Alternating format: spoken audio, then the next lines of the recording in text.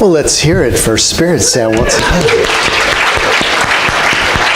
Dave, would you mind staying for just a second? We wanted to sing a little happy birthday song to ourselves. How about happy birthday, right? Happy birthday to us, right? It's appropriate.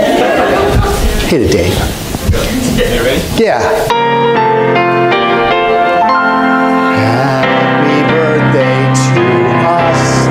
Happy birthday to us. Happy birthday, happy birthday. Happy birthday to us. And many more. Thank you, Dave. Wow, we're 40 now. Oh, wow. No, we are just getting started.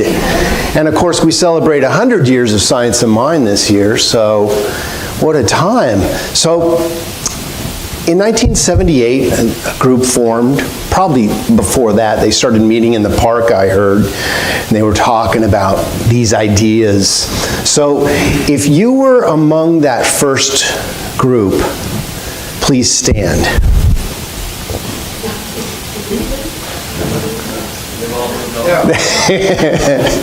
Okay. So if you came within the first 10 years, let's say between 1978 and 1988, could you please stand?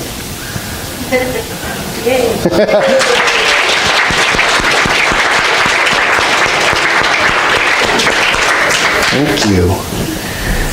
How about the next 10 years? Who came along then?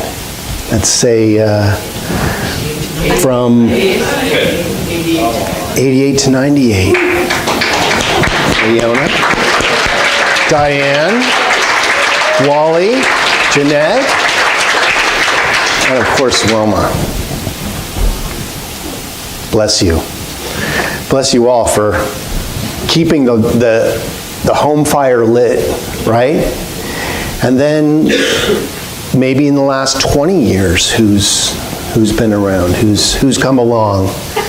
Anybody? All of us? Well, we won't go that far.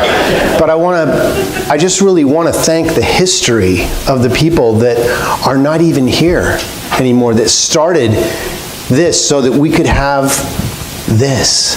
We can have a place to come to remember who we are in freedom and in joy and in love. And has there been blood, sweat, and tears? You bet. You bet there's been challenges, because that's part of the experience of life, right? But what a time to be here right now. And it's all starting again. Every day it starts over. So my talk this morning is about will. The willpower. You know, I've been wrestling with this willpower thing for a while. Thy will be done. And I had a congregant ask me, what's the difference between my will and the will of God? I had to do some research. I had to do some thinking. And I looked at what a lot of other people think. So I'll give you some definitions here, and they may not match your definition, and that's okay. What I'm here to present is some alternative ideas that you may have not included in your ideas, so you can think about it and go, he's totally off base, or he might have something there, or that's exactly what I think. So my will is the will that I want things to happen my way in my life, when I want it, in the style and manner I choose it to happen, and that's my will. Good luck with that. Well, I fought myself for years on that. I could do whatever I wanted, whenever I wanted, and all of you got to experience the results of that at times, when I wouldn't show up for something or expected something of you, or that feeling. It's having a personal agenda an expectation, right? And we know about expectations. If you expect somebody to do something a certain way, and I've heard it say expectations are premeditated disappointments. Right, because if you pin your hopes on somebody doing a certain thing a certain way and they don't do that, then, the rest of your day is shot. They didn't do, they didn't say, they didn't show, they didn't do, they didn't, And then you're playing that game for, how long ever it takes you to get over that. And then we have God's will. This is the ultimate, perfect will for our lives. That if we were to get our bloated nothingness out of the way and allow the divine circuits to flow naturally and not try to impose our self-will, we wouldn't even have to be here, right? Because everything would be going so perfectly because I would know exactly what God's will is, and I would change my life to fit that perfectly. Does that happen? There have been moments. There have been moments when I got hit upside the head by a 2x4, and I don't mean literally, but it felt like that in life, where I didn't see it coming. And it was something that needed to happen so that I would be catapulted into the fourth dimension, as it were, so I could see things differently. That if it had happened any other way, I may have not been able to see what happened. That I was not going, my will was so powerful that I wouldn't move. I wouldn't change anything about the way I did it. And then life awoke me. Boom, something happens in our life where we go, oh my God, I didn't see it coming, although all the signs were there. And something else takes over. It is that within us which gives itself wholeheartedly, wordlessly, and silently to this present moment. It's not out there somewhere like Big Daddy in the sky who will take my list like some cosmic bellboy and give me what I want because I've been good. It's not exactly how it works. Like Santa Claus, well, have you been good? And holds things back because I haven't fulfilled something. And you ever been in a situation where you're bartering with God and go, if you just let this happen, I will go to church every Sunday. I will change my evil ways. 2 weeks later, you're off doing the same thing, right? Well, it worked one time. It is the vortex within that energizes and lifts us up, warming our soul. And we know when we are on purpose, when we are in alignment with spiritual truth, and everything flows us in that direction. But what about my will? Where did that get? Did that get swept under the carpet because it was such a bad idea? And this is what I'd like to present to you, that my will and the will of the power that created us are the same will. That you could never do anything wrong. You may do something out of alignment that will direct you back to what the will and the power is. Thy will is a combination, this is my interpretation, of the will of God and my will combined. Thy will be done. Because that's what's happening all the time, if you know it or not. Your will is being combined with the power of the universe when you invite it in. There's the key. When you invite it in, when you say, I have a desire for something, and I'd like to know what God's idea of it is too. And in that commingling of ideas, a miracle can rush in.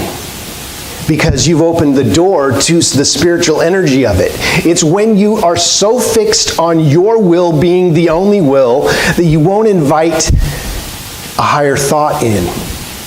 See, if I think that the best for me is a certain thing, and the real best for me is something else that I haven't even thought of, I better get busy inviting in that will so it can be known to me that there is something else bigger that's more suited for me that I can't even see. This is where visioning, the art of visioning, comes in. When we pray, we're a broadcasting station. We are sending out into the universe the things we choose to be, do, and have. I choose to be able to pay that bill, or to have a healing in my body so that I feel better, or to have my relationships work in a way that allows love in my life, or creative self-expression so that I can feel alive in this world. And those are wonderful things to begin with. But we need to combine, what if there was something bigger outside of your purview that would be exactly what you needed, but you can't even see it because you're attached to your own will? That's where we have to loosen up, kind of massage, and go, I want divine right action to happen here. The highest and best, however that looks. And that may mean that you need to let go of your will. Hold on. Can I do that? Can I let go of what? But you don't know. I know what's right for me. Everything I have has teeth and claw marks in it from hanging on. So, thy will, which I believe to be the combination of my will and God's will, it's important to note that while we speak of God's will and my will, there aren't two separate objects here. There is one and the same. Think of a quarter. A quarter is one coin with heads on one side and tails on the other. There's no separation. They're not two coins. Just two different sides of the same coin. The head side of the coin, you might say, is God's self. There's always a freer, fuller, more expressed and expanded higher version of the self. It leads us to a happy, whole, and prosperous, joyful, loving, compassionate, and free life. The tail side of the coin might be looked at as the human experience. Represents every experience that one has shaped or molded us along the way and brings us to the moment now. It represents the moment of thought in response to the world. Some call it the ego, but I don't want to confuse you with that. Let's just call it self-will. Have you ever seen a quarter that's kind of worn down and had a lot of use on it? Most of them have, if they've been in circulation at all. It might be responding and reacting to life in a different way because of all that it has endured. In 40 years, what do you think this place has endured? Really? How many birthdays of the congregation? How many weddings? How many people have come through just for one time, gotten what they needed and moved on? And how many of us have stayed? And it's not you're better or less than anybody else. It's all part of our experience. It's very powerful. You know, there's a lot of different places you can go on Sunday morning. I used to drive by 9 different churches to get to the church I wanted on Sunday morning because I liked that teacher. You know, it's like a flavor of ice cream, you know. You will drive by certain shops to get to the flavor you want, if you want that flavor bad enough, right?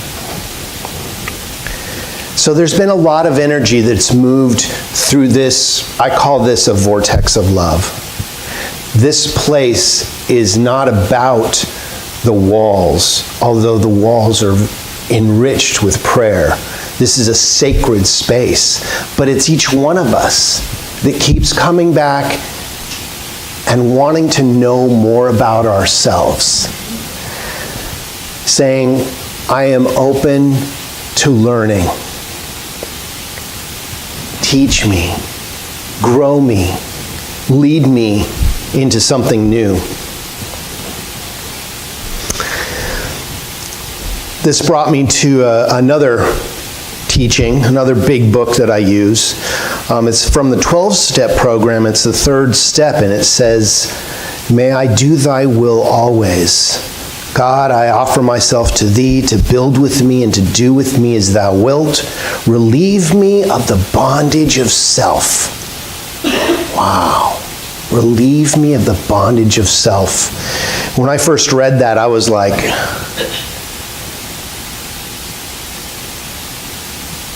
I wanted to throw the book across the room because I didn't realize how much I was hanging on to the way I wanted myself to be.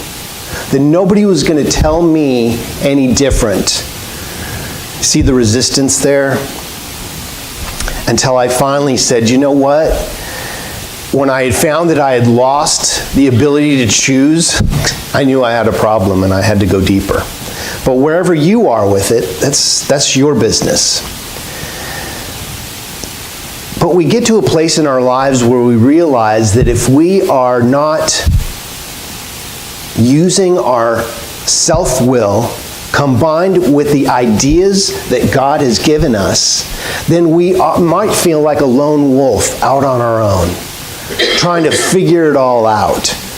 Like there's nobody to help.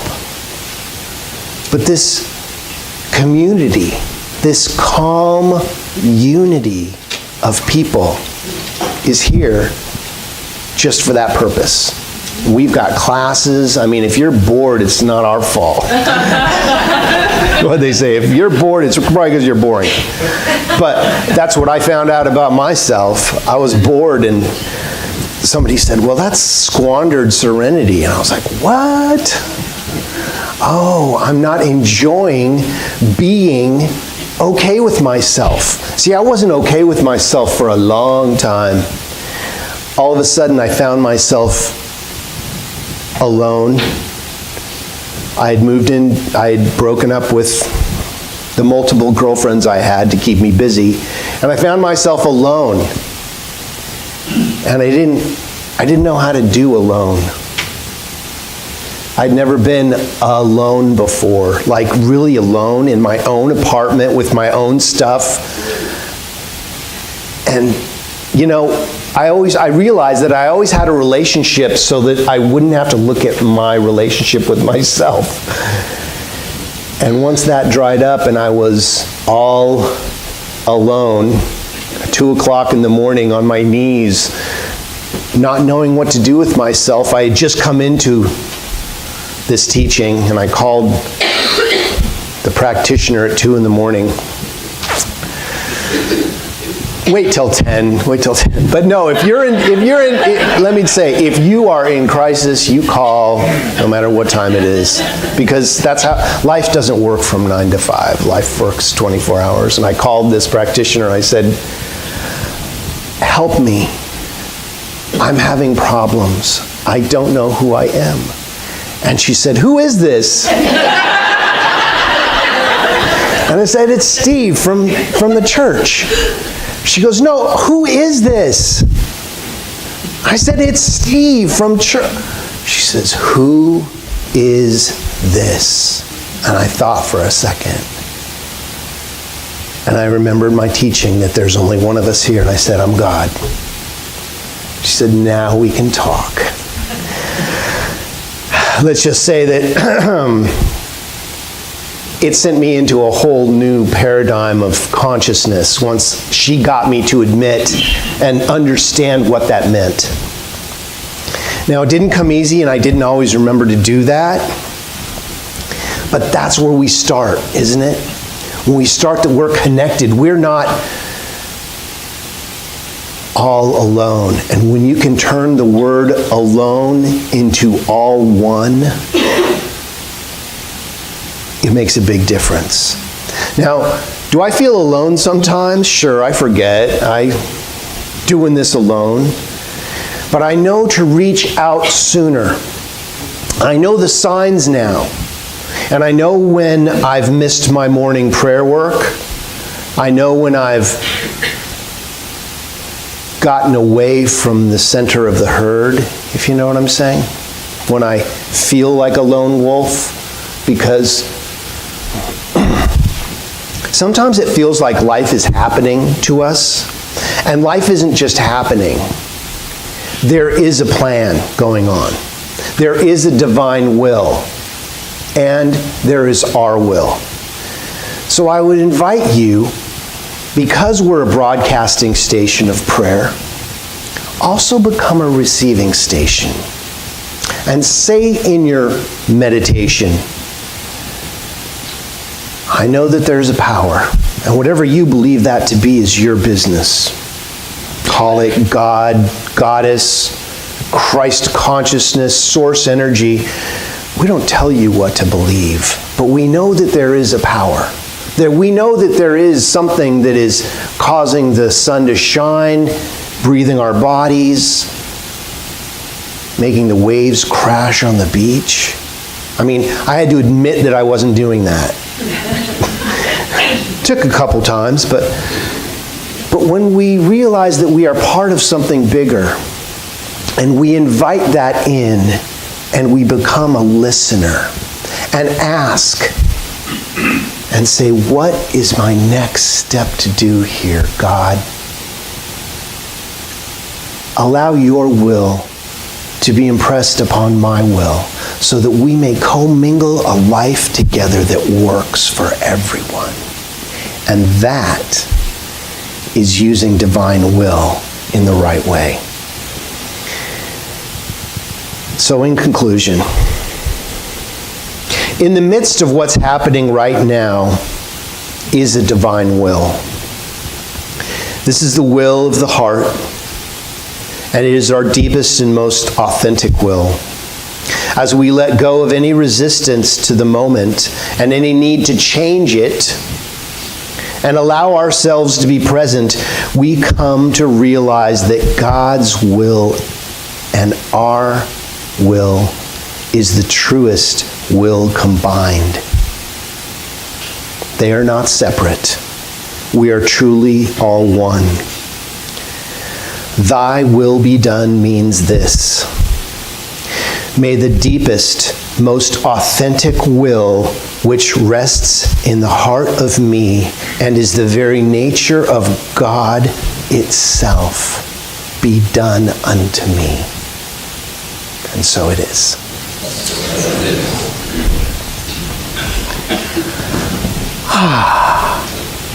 Well, it's time for our prayer now. We're going to follow our teaching, and we're just going to dim the lights a little bit, and let's remember who we are.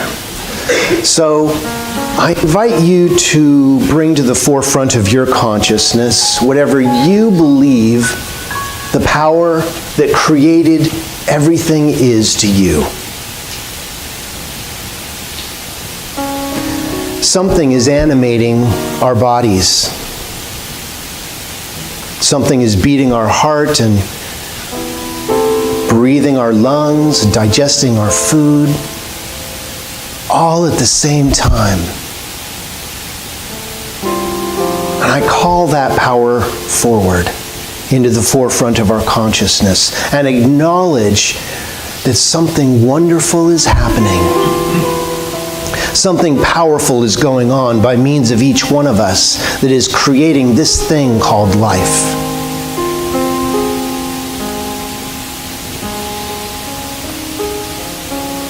I may not know what your situation is, but I know that God knows. You may have not even been able to admit it to yourself until this moment, but whatever it is that you are working with, imagine it as completely healed. Imagine it completely resolved. And how does that feel? It has come to pass. It has brought exactly the experiences necessary for your ultimate development, and you are walking on. How good it is to know that that power is always available, doing exactly what it needs to do at exactly the right time, for God's will is our will. And as we pour our power, into that power is poured into us. And a way is made manifest, and a solution is presented. For there is always a way. So I speak a word of blessing upon anyone, anywhere who has asked for prayer, be typed or verbal or written or uttered, possibly in the subconscious regions of the mind where we just said, please God, help me. I know that that power that created everything that is has already rushed in, is already there, and is right here and now activated in a way that springs us into that next dimension of consciousness that allows the healing, the revealing of truth, and the answers to be available. Not only available, but are acted upon in a way that allow our lives to move gently, lovingly, and passionately into the next greatest yet to be. That's why we are here. How good it is to know that there is a way, and that way is being presented. A healing is happening, and love abounds in all situations. So it is easy to give great and overflowing, heart-filled thanks. Thank you, divine energy of love, for the healing and revealing of this truth in every situation. Thank you, divine love of the universe, for this time, this space, and this place, where we know that something wonderful is happening, no matter what the appearance may look like. As we call in divine will, all is made right with the world. So we let go. We completely release this word, letting go of the energy into that law where its divine manifestation and creative power are at work. We walk on knowing it is already done, for it is done in mind right now. So we let go, knowing it is so, and we affirm it together by saying, and so it is. Amen.